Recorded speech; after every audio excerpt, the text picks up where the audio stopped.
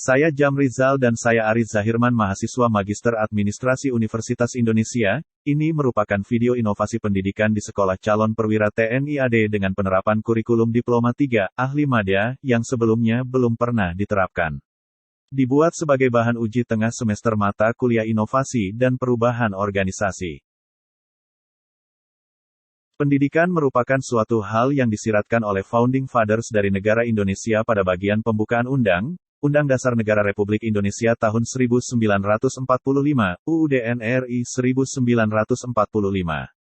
Alinea keempat mengamanatkan untuk membentuk suatu sistem pemerintahan negara Indonesia yang salah satu tujuannya adalah untuk meningkatkan intelektualitas bangsa Indonesia dalam kehidupan sehari-hari. Kecerdasan kehidupan bangsa jelas diamanatkan untuk pemerintah negara Indonesia. Pendidikan merupakan kunci penting agar bangsa Indonesia dapat mencapai tujuan yang lain. Pada UUD NRI 1945 Bab 13 Pasal 31 bahwa setiap warga negara berhak mendapatkan pendidikan. Dapat diartikan bahwa negara wajib menjamin hak warga negara untuk mendapat pendidikan, apalagi dalam hal pertahanan negara seperti dalam lingkup Tentara Nasional Indonesia, TNI.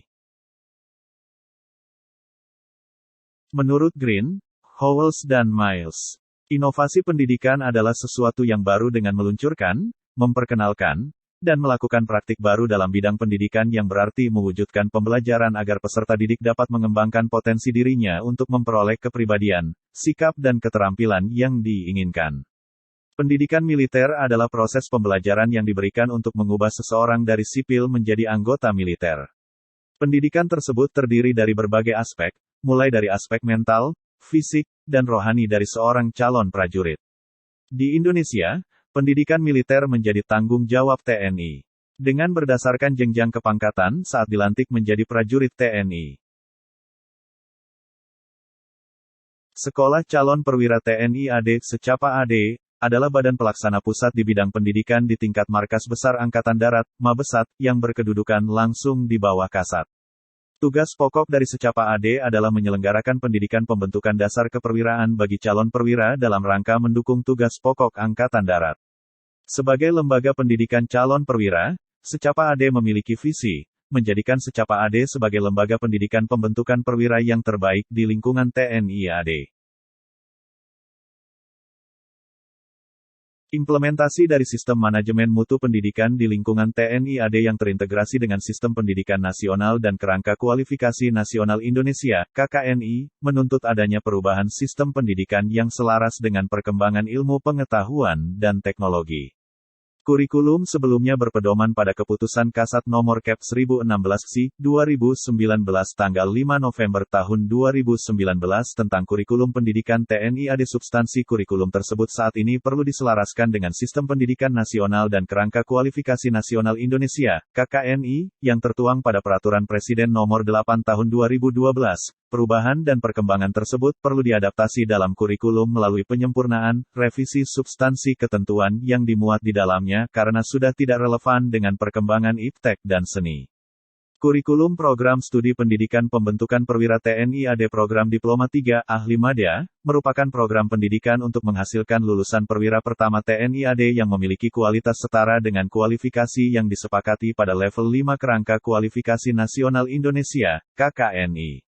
Program studi ini disiapkan untuk menghasilkan lulusan perwira pertama TNI AD berpangkat Letnan II. Pelaksanaan pendidikan ditempuh selama 5 bulan dengan beban belajar sebanyak 20 satuan kredit semester, SKS, meliputi pembentukan sikap dan perilaku, pengetahuan dan keterampilan, serta jasmani.